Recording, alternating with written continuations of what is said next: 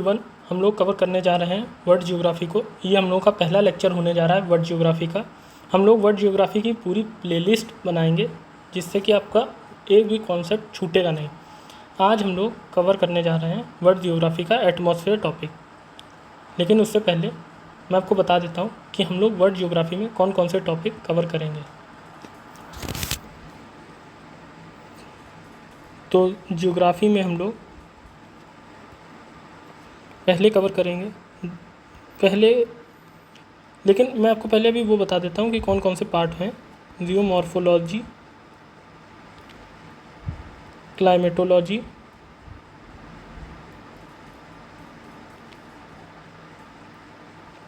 Oceanography and biogeography. ये सारे topic हम लोग इसमें कवर करने जा रहे हैं इन प्ले लिस्टों में, और काफ़ी ज़्यादा डिटेल से हम लोग पूरी ज्योग्राफी को कवर करेंगे ताकि आपके कोई भी क्वेश्चन छूटे ना। हम लोग आज के टॉपिक की बात करते हैं जो कि होने जा रहा है एटमॉस्फेयर।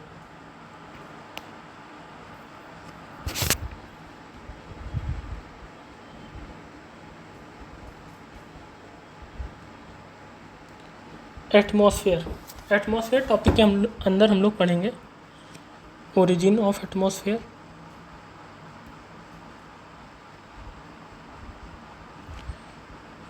कंपोजिशन ऑफ एटमॉस्फेयर,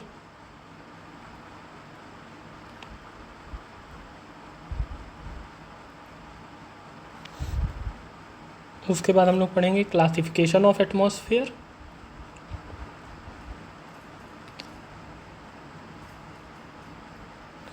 इसी के हम लोग अंदर पढ़ेंगे अर्थ लेयर के बारे में। अर्थ की कौन कौन सी लेयर होती हैं, ट्रोपोस्फेयर, स्ट्रेटोस्फेयर, मीजोस्फेयर, ये इन सब चीज़ों के बारे में पढ़ेंगे। और आगे हम लोग पढ़ेंगे एटमॉस्फेरिक प्रेशर के बारे में, और यहीं से हम लोग विंड टॉपिक के ऊपर मूव ऑन हो जाएंगे। अब इसमें बहुत सारे टॉपिक हैं जो मैंने नहीं लिखे हैं। फॉर एग्जांपल हीट बजट की मैंने बात नहीं करी है, एल्बिडो की मैंने बात नहीं करी है। ये सारे टॉपिक आपके कवर करे जाएंगे, उसका आप लोड ना लें, ये सारे टॉपिक आपके कवर होंगे। ट्राई सेलुलर मॉडल भी पढ़ाया जाएगा। तो मेरे हिसाब से मैंने इनफ इंट्रोडक्शन दे दिया है आज की क्लास का, तो अब और देर लेट ना करें और आज की क्लास को स्टार्ट करते हैं। एटमॉस्फेयर, आज हम लोग टॉपिक कवर करने जा रहे हैं एटमॉस्फेयर को। एटमॉस्फेयर, अब सबसे पहले हम लोग देख लेते हैं इसकी डेफिनीशन क्या होती है। एटमॉस्फेयर क्या होता है? अगर एक लाइन में बताने को बोला जाए तो आउटर कवरिंग ऑफ अर्थ की आउटर कवरिंग होती है एटमॉस्फेयर। जैसे ये रही हम लोग की अर्थ, ये है एटमॉस्फेयर, ये हो गया एटमॉस्फेयर। अब हम लोग आगे देखते हैं और क्या होता है। एटमॉस्फेयर होता है, वो बना होता है gases, dust particle and many more thing.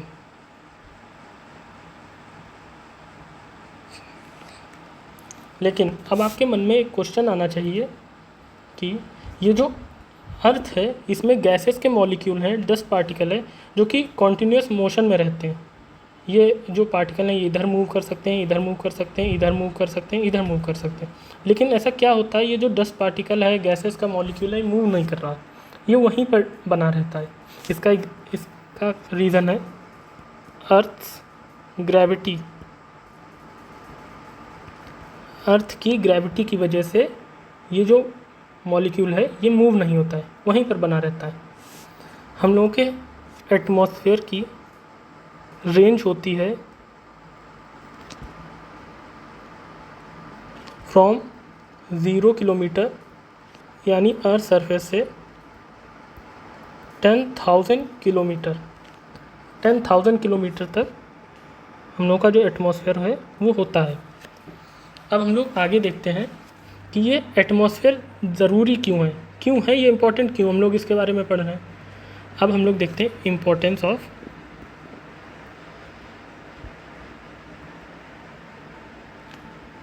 Atmosphere. इसके रीज़न हैं। पहला रीज़न तो हो जाएगा बेसिक वाला, लाइफ पॉसिबिलिटी क्रिएट करता है। ये जो एटमॉस्फेयर है इसी की वजह से ऑक्सीजन मॉलिक्यूल हैं, कार्बन डाइऑक्साइड है और भी बहुत सारी गैसेस जो हम लोगों को लाइफ में हेल्प करती हैं। तो ये हम लोग डायरेक्टली कह सकते हैं लाइफ पॉसिबिलिटी में हेल्प करते हैं, इसी की वजह से लाइफ होती है। अब अगला, temperature and energy distribution of earth के टेम्परेचर और एनर्जी का डिस्ट्रीब्यूशन में भी एटमॉस्फेयर हेल्प करता है। अब हम लोग आगे देखते हैं, और होता है विजिबिलिटी को क्रिएट करता है। इसी की वजह से जो सामने ऑब्जेक्ट है वो हम लोग को दिखाई पड़ता है। और अब हम देखते हैं रेनफॉल में भी ये हेल्प करता है और विंड पैटर्न में भी ये हेल्प करता है।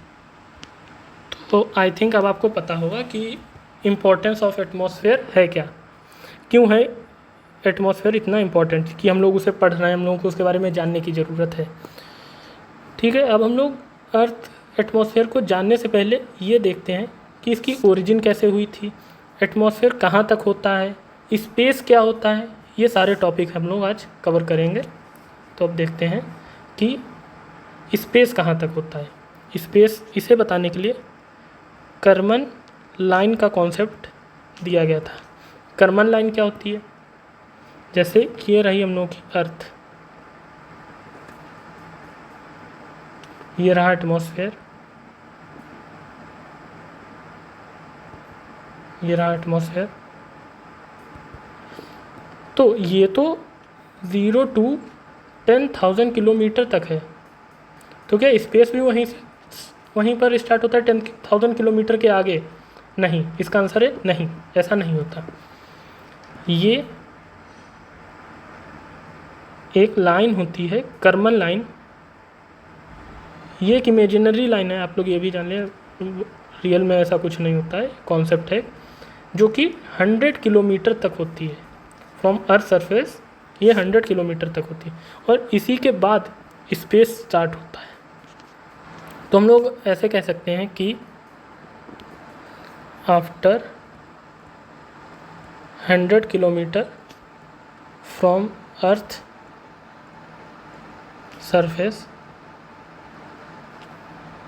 Space start.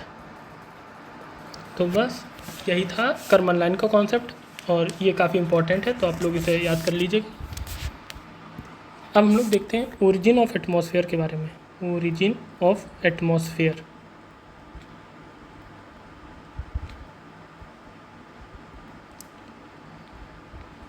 अगर ओरिजिन ऑफ एटमॉस्फेयर टॉपिक को हम लोग पॉइंट में डिवाइड कर लेंगे तो हम लोगों के लिए इजी होगा इसे याद करना, ताकि और आप लोग एग्ज़ाम में अगर पूछा जाएगा तो आप अच्छी तरीके से बता पाएंगे कि क्या चीज़ है ये। तो हम लोग पहले देखते हैं स्टेप 1 क्या है। ये है प्रिमिटिव एटमॉस्फेयर, जो कि बना था हाइड्रोजन एंड हीलियम, लेकिन ये गैसेस इस्केप कर गई। इस्केप क्यों कर गई? सोलर फ्लेयर्स की वजह से, एक्सेसिव सोलर फ्लेयर्स। अब ये सोलर फ्लेयर्स क्या होती हैं मैं आपको बता तो दूंगा, लेकिन इससे आपको अभी आपको पता नहीं है सोलर फ्लेयर्स क्या होती है, तो आपको ये एक नया टॉपिक स्टार्ट हो जाएगा। तो इसे हम लोग आगे कवर करेंगे जब हम लोग सन के बारे में पढ़ेंगे, सन सोलर सिस्टम के बारे में पढ़ेंगे, तब आपकी चीज़ें और क्लियर हो जाएंगी। स्टेप 2 क्या था? स्टार्टिंग में जब अर्थ बनी थी तो वो फायर वॉल थी, या फिर वॉल ऑफ फायर कह लीजिए आप, लेकिन ये कॉन्टीन्यूसली कूलिंग कंडीशन में थी, लगातार ठंडी हो रही थी। अब ये ठंडी हो रही थी तो इसमें कुछ रिएक्शंस, कुछ फिनोमिना टेक प्लेस हो रहे होंगे, उन चीज़ों को हम लोग देखेंगे जो यही फिनोमेना आगे एटमॉस्फेयर बनने का कारण बनते हैं। अब कूलिंग हो रही थी लगातार, यहाँ पर प्रोसेस ऑफ वॉल्केनिज्म स्टार्ट होता है। अब ये वॉल्केनिज्म प्रोसेस क्या है? सपोज़ ये आपकी अर्थ है, मैंने शुरुआती में बताया था अर्थ फायर वॉल की तरह थी, इसमें लगातार टेम्परेचर इंक्रीज़ होता जा रहा था। अब ये टेम्परेचर इंक्रीज़ हो रहा है तो कहीं से तो ये निकलेगा। अब ये अर्थ सरफेस कुछ इस तरीके की थी। अब ये अर्थ सरफेस को तोड़ के बाहर निकला। अब जो ये तोड़ के बाहर निकला तो यहाँ पर गड्ढे हो गए बड़े बड़े, जिन्हें क्रेटर कहा गया। अब क्रेटर फॉर्मेशन हो गया है। Step 4 crater formation. तो अब आपको पता है कि अर्थ कॉन्टीन्यूसली कूलिंग कंडीशन में थी, लगातार ठंडी हो रही थी। तो जो ये वाटर वेपर वॉल्केनिज्म प्रोसेस में nitrogen, CO2 and water vapour gases release हुई थी। अब ये जो वाटर वेपर रिलीज़ हुई थी, आपको पता है कि अर्थ लगातार कूलिंग कंडीशन में थी, तो ये कंडेंस होके वाटर ड्रॉपलेट का फॉर्म ले लिया इन्होंने। अब वाटर ड्रॉपलेट का फॉर्म लिया है तो फिर रेनफॉल होगी तो ये जो क्रेटर बने हैं उसमें ये रेन वाटर फिल हो जाएगा और सी का फॉर्मेशन करेगा। सी फॉर्मेशन टेक प्लेस, यहाँ पर सी का फॉर्मेशन होता है। अब सी का फॉर्मेशन हो गया। स्टेप 6 में क्या हुआ था, ये जो नाइट्रोजन एंड CO2 गैसेस थी, ये सी वाटर में मिलके इन्होंने रिएक्शन करी, जिसकी वजह से पहला ऑर्गेनिज्म एग्जिस्टेंस में आया। उस ऑर्गेनिज्म का नाम था साइनोबैक्टीरिया। तो आप इसे याद रखेंगे, पूछा जा सकता है कि पहला ऑर्गेनिज्म कौन था लिविंग ऑर्गेनिज्म अर्थ पे, तो वो साइनोबैक्टीरिया था। अब ये साइनोबैक्टीरिया आया है तो इसने फोटोसिंथेसिस की प्रोसेस को स्टार्ट करा। अब फोटोसिंथेसिस की प्रोसेस स्टार्ट हुई तो ऑक्सीजन रिलीज़ होगी एटमॉस्फेयर में, और यहीं पर ऑक्सीजन का फॉर्मेशन स्टार्ट हो गया। अब आपसे क्वेश्चन पूछा जा सकता है कि हम लोग के एटमॉस्फेयर में ऑक्सीजन कैसे आई, कौन से प्रोसेस से आई, तो उसका आंसर होगा थ्रू बायोलॉजिकल प्रोसेस।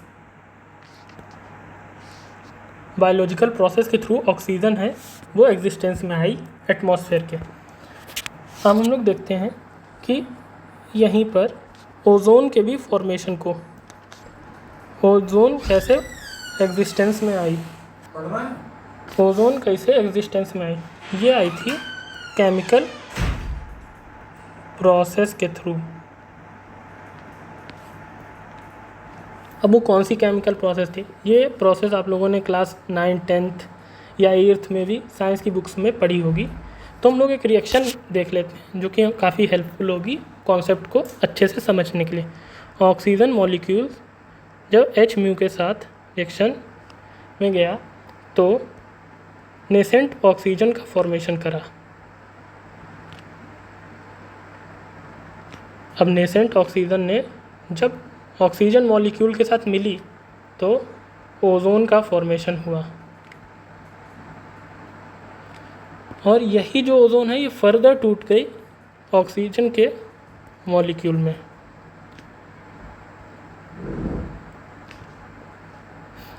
ये जो ओजोन का मॉलिक्यूल था ये फर्दर टूट गया ऑक्सीजन के मॉलिक्यूल में। इसी प्रोसेस, ये एक साइक्लिक प्रोसेस है और इसी को कहा गया है चैंपमैन रिएक्शन। अब आप लोगों को पता होगा कि ये ओजोन है ये साइक्लिक प्रोसेस है, तो इसके रिगार्डिंग मैं आपको एक और पॉइंट बता देता हूँ नोट करके लिखिएगा, अगर ओजोन फॉर्मेशन लेस है ओजोन डिप्लीशन से तो ओजोन होल क्रिएट हो जाएगा। अब आपको पता है कि एक ही प्रोसेस में ओजोन फॉर्मेशन भी हो रहा है, डिप्लेशन भी हो रहा है, लेकिन अगर डिप्लेशन ज़्यादा होगा तो ओजोन होल क्रिएट होगा। आप लोग चिंता ना करिए, ओजोन लेयर के बारे में हम लोग आगे भी पढ़ेंगे, लेकिन आज की वीडियो में बस इतना ही। उसके आगे हम लोग पढ़ेंगे कंपोजिशन ऑफ एटमॉस्फेयर के बारे में अगले लेक्चर में। अगर आपको वीडियो अच्छी लगी हो तो लाइक कर दीजिएगा, चैनल नए हो तो चैनल को सब्सक्राइब कर दीजिएगा। और बस आज की वीडियो में इतना ही।